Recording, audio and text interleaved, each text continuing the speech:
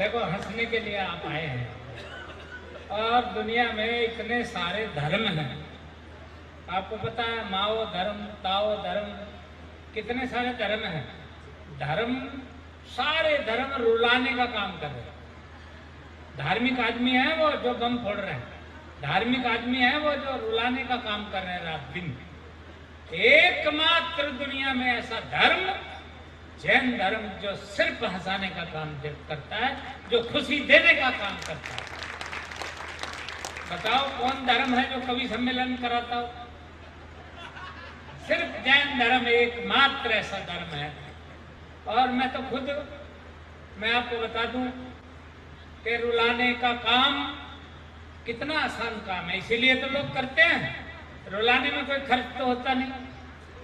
रुलाने के लिए क्या है, कितना आसान कि 2 लाल मिर्च अपने चूल्हे में झोंक दो। सुबह सुबह करना है काम। 2 लाल मिर्च अपने चूल्हे में झोंक दो, आप मॉर्निंग वॉक पे निकल जाओ। जब तक लौट के आओगे सारा मोहल्ला रोता ही मिलेगा। क्या खर्च लगता है रुलाने में। और भी इससे भी बढ़िया बात बताता हूँ, रात्रि के 10-11 बजे 4 पूरे कागजों में 1-1 चम्मच मसूर की दाल, लाल वाली मसूर की दाल रखो और 1-1 रुपया रख दो।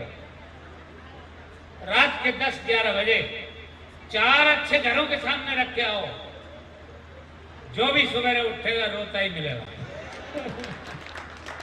आप करके देखो। हम तो अपने प्रधान जी के मोहल्ले में रहते हैं, बैंक कॉलोनी, आप सब जानते होंगे, मदन लाल जी का मोहल्ला। मैं अपने ही मोहल्ले की बता रहा हूं कि 4 बुढ़िया आ गई सुबह सुबह और मेरे पास आके बोली, खिचड़ी महाराज हमारा काम तो पहले ही नहीं चल रहा था, ऊपर से कर गया कोई। तो मैंने पूछा क्या कर गया कोई, हमें दिखाओ, मुंह को मुआयना कराओ।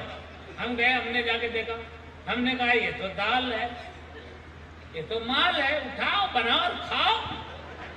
उन चारों ने कहा तू ही उठा ले और तू ही बना ले, तू ही खा ले, ये मुबारक काम तू ही कर, हमारी जगह तू ही मर। अच्छा, मैंने चारों घरों की उठा ली। क्यों? क्योंकि मैं ही तो रख के आया था।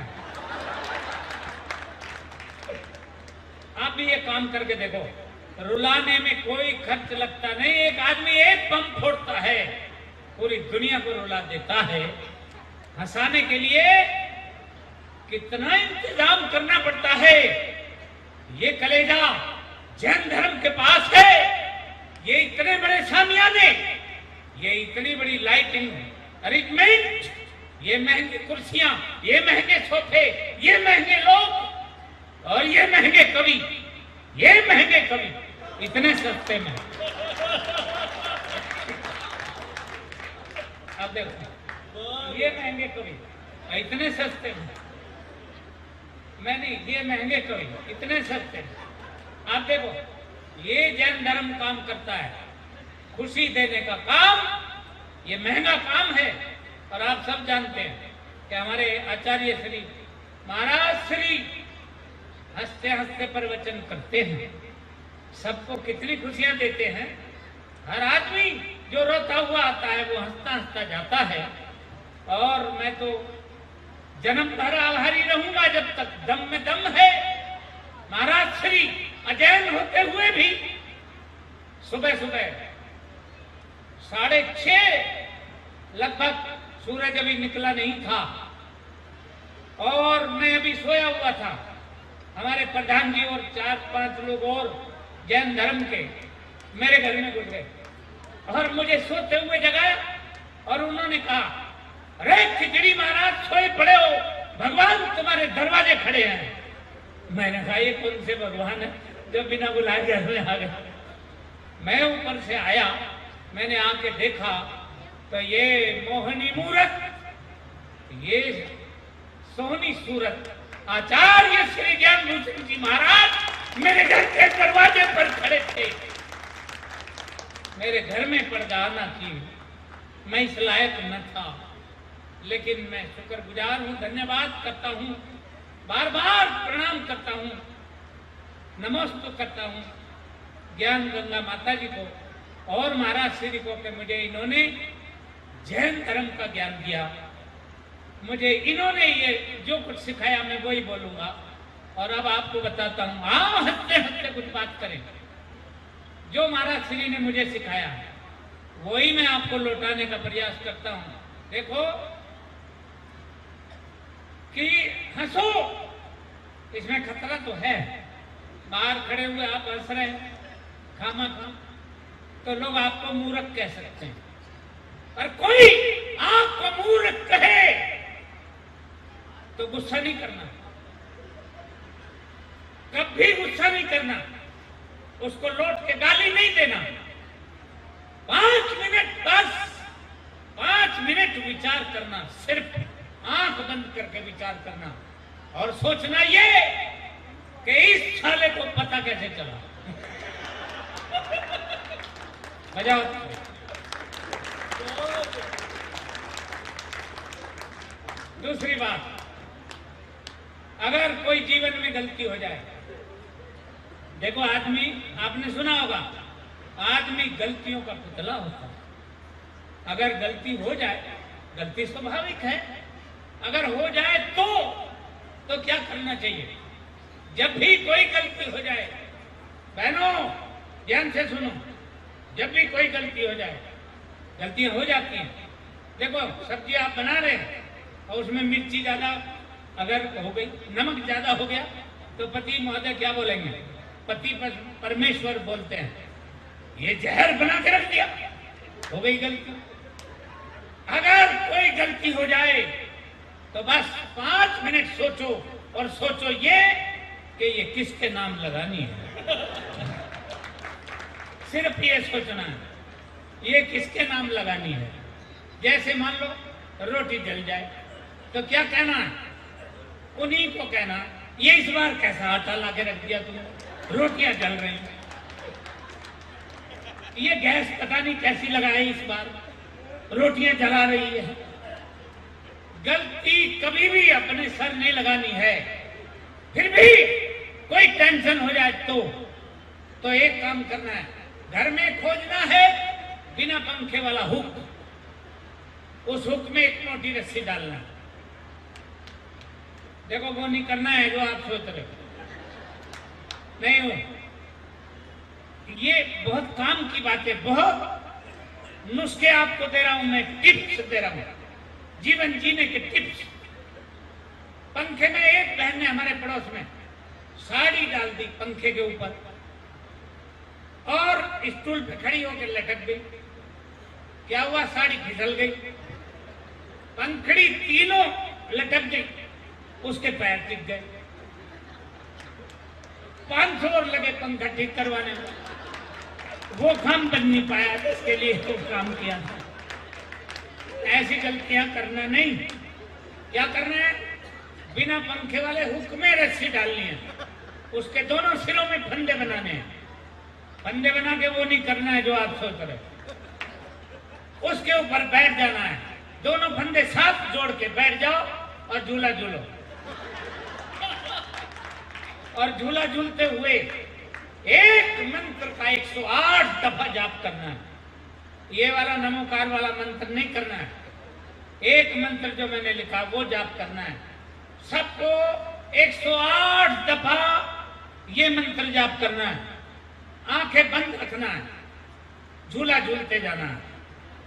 आग लगे सारी दुनिया को या बह जाए बाढ़ में, किसी तरह भी हम बच जाए, दुनिया जाए भाड़ में। इस मंत्र का जाप करना है 108 दफा। आपको याद हो गया? इस मंत्र का जाप करना है 108 दफा। इससे टेंशन कभी भी आपके पास नहीं आएगी।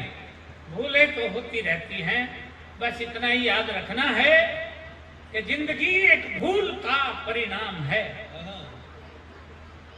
देख लो आप कौन हंस रहा है? ये भी भूल के कारण ही आए संसार में। आप देख लो, 84 लाख योनियों में अगर कोई भूल न की होती फिर नहीं जाना पड़ता, सुधार लिए होते, कोई आचार्य प्रवर जैसा कोई गुरु बना लिए होते, चले गए होते उनकी शरण में, फिर नहीं आना पड़ता 84 में। भूल के कारण इसलिए कहना पड़ता है कि जिंदगी एक भूल का परिणाम है, इसलिए होती सुबह और शाम है, सृष्टि क्रम चलता रहे, इसके लिए भूल करना भी जरूरी काम है, भूल करना भी जरूरी काम है। इसलिए लगे रहो मुन्ना भाई, करते रहो। भूल से भी अगर हंसी आए तो हंसो, खिलखिलाओ, हंसना जिंदगी है।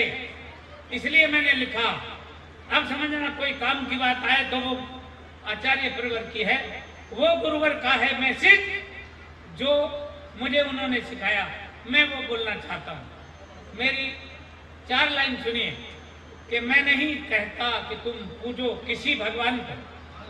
क्यों? क्योंकि अपने हिंदुस्तान में, हिंदू धर्म में 33 कोटि भगवान तो पहले से ही थे, प्लस 460 रेडीमेड भगवान अब है। कोई चैनल खोलो, हर चैनल पर कोई ना कोई भगवान विराजमान। मैंने खुद देखा है, एक भगवान सिंहासन पर विराजमान, एक लड़की आती है और आकर बोलती है, बाबा जी मेरे मोबाइल में बैलेंस नहीं बचता, बाबा जी मैं क्या करूं? भगवान वाच, भगवान बोले ये बॉयफ्रेंड कहां से आ रहा है? क्या आपने कोई बॉयफ्रेंड बनाया? लड़की ने कहा नहीं बाबा जी अभी नहीं बनाया, बस इसीलिए रुकी हुई है कृपा। अब मैं नाम पी लूंगा वरना आप समझेंगे मैं निर्मल बाबा की बात कर रहा हूं। उन्होंने कहा कि आपने कोई बॉयफ्रेंड बनाया? नहीं बनाया, तो इसीलिए रुकी हुई है कृपा। उन तथाकथित भगवानों के संदर्भ में ये कहना पड़ता है कि मैं नहीं कहता कि तुम पूजो किसी भगवान को, चर्च, मंदिर, मस्जिद, गुरुद्वारा या कि शमशान को, और चाहते हो गर्व कि ये भगवान तुमसे खुश रहे तो हंसाओ फिर किसी रोते हुए इंसान को, तो हंसाओ फिर किसी रोते हुए इंसान को। देखो हमारी धार्मिक कविताएं सुनकर लोग जानना चाहते हैं खिचड़ी आप कितने पढ़े लिखे हैं, तो हमें बताना पड़ता है। ये हमें कह रहे थे बाबा जी, ये तो हमें कह रहे थे आसाराम बैठे। देखो अगर मैं आसाराम बैठा हूं, ये कह रहे नहीं डेरा प्रमुख बैठे, मैं डेरा प्रमुख हूं, तो ये नारायण साईं है, और ये नारायण साईं है तो वो हनीप्रीत है। देखो जैसा मेरा सम्मान करोगे वैसा मैं आपका कर दूंगा, लेकिन मैं कहना चाहता हूं कि मैं सम्मान करता हूं उसी तरह। देखो इन्हें सुनो, मैं सभी के जीने का अपना अलग अंदाज होता है, कोई सीधा कबूतर सा तो कोई बाज होता है। नहीं ये नहीं, करेक्शन करना पड़ेगा। कोई सीधा कबूतर सा तो कोई बाज होता है, कोई महलों में रहकर भी भिखारी की तरह जीता, कोई फुटपाथ पर भी बादशाह बेताज होता है, कोई फुटपाथ पर भी बादशाह बेताज होता है। फिर लोग मेरी कविताएं सुनकर जानना चाहते हैं खिचड़ी आप कितने पढ़े लिखे, तो बताना पड़ता है। अरे पढ़े लिखे हमारा क्या पढ़े लिखे ये पूछो, हम कितने पढ़े ये न पूछो, ये पूछो कि हम कैसे पढ़े। फिर भी लोग जानना चाहते हैं बताओ कैसे पढ़े हो, तो बताना पड़ता है कि हम 10वीं क्लास में तीन बार बड़े अच्छे नंबरों से फेल हुए। देखो फेल होना एक सामान्य घटना है, लेकिन अच्छे नंबरों से फेल होना एक विशिष्ट घटना है। हम आपको बता दें आपकी जानकारी के लिए कि सबसे ज्यादा कष्ट मुझे उस दिन होता था जिस दिन सारी रात बारिश होती थी और स्कूल टाइम पर खुल जाता। भारी कष्ट होता था और सबसे ज्यादा खुशी उस दिन होती थी जिस दिन किसी टीचर की मां मर जाती थी। आप समझ सकते हैं कि हमने फिर कैसे पढ़ा होगा। हमें आज तक याद है कि कैसे हमने प्रश्न पत्रों को हल किया। हमसे टीचर ने पूछा था, विद्या तुम क्यों आते हो स्कूल में? स्कूल किसे कहते हैं? मैंने बताया था स्कूल वो जगह है जहां हमें कूटा जाता है और हमारे बाप को लूटा जाता है। फिर पूछा था आप किस लिए स्कूल में आते हो? तो हमें बताना पड़ा कि हम विद्या के लिए स्कूल में आते हैं। टीचर ने पूछा कल क्यों नहीं आए थे? मैंने बताया था कल विद्या स्कूल नहीं आई थी, इसलिए नहीं आए थे। फिर पूछा था अस्पताल किसे कहते हैं? मैंने बताया था अस्पताल वो जगह है जब धरती से स्वर्ग जाते हैं, रास्ते में जो टोल नाका पड़ता है उसे हम अस्पताल कहते हैं। बजाओ कर। एक दो छंद कहता हूं बस। गुरुदेव ने जो सिखाया वो तो बोल दूं। मुझे किसी ने पूछा था, दिल्ली में किसी ने पूछा था, पुलिस वाले ने रुकवा ली गाड़ी और देख मेरी दाढ़ी घसीट कर उतार लिया और ये पहला प्रश्न किया, चल बे अपना नाम और पता जल्दी जल्दी बता। मैंने कहा अनाम। बोला अनाम क्या होता है? तो मैंने उसको बताया ये गुरुदेव की शिक्षा, मैंने उसे बताया। अब सुनना, अगर इसमें कहीं जैन धर्म हो और गुरुदेव की शिक्षा हो तो आप ताली बजा के मुझे हौसला देना। मैंने बताया अनाम अपना स्वरूप ही समस्त जड़ चेतन में दिखता है, किसे खासो आम बतलाऊं मैं। तीन लोक नवो खंड अखंड ब्रह्मांड मेरा, कहां पर कहां निज धाम बतलाऊं मैं।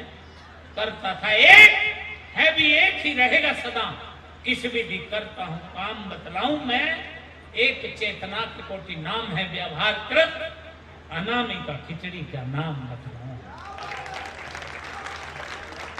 अनामी का खिचड़ी क्या नाम बतलाऊं मैं। वो बोला तेरी जात क्या है? मैंने कहा आदमी। बोला आदमी तो सभी है। मैंने कहा सब नहीं है। बोला कैसे?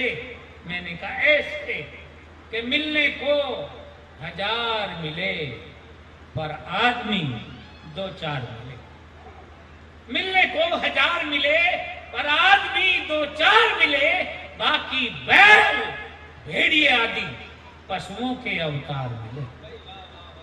बाकी बैल भेड़िए आदि पशुओं के अवतार मिले।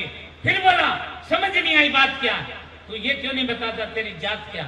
तो मैंने उसे बताया कि गुजर जुलाह तेली तमोली कसाई कुर्मी नाई धोबी दर्जी अहेरी न आहार हूं और लोदा छिपी कोली जोगी हेला हलवाई नहीं। धानु को बढ़ाई भड़बूजा कुंभकार हूं और ना ही जाट बामन व बनिया कलाली माली भीमर चमार मनिहार स्वर्णकार हूं। न हिंदू न मुस्लिम सिख न ईसाई भाई, मैं तो शुद्ध बुद्ध आदमी का अवतार हूं। मैं तो शुद्ध बुद्ध आदमी का अवतार हूं।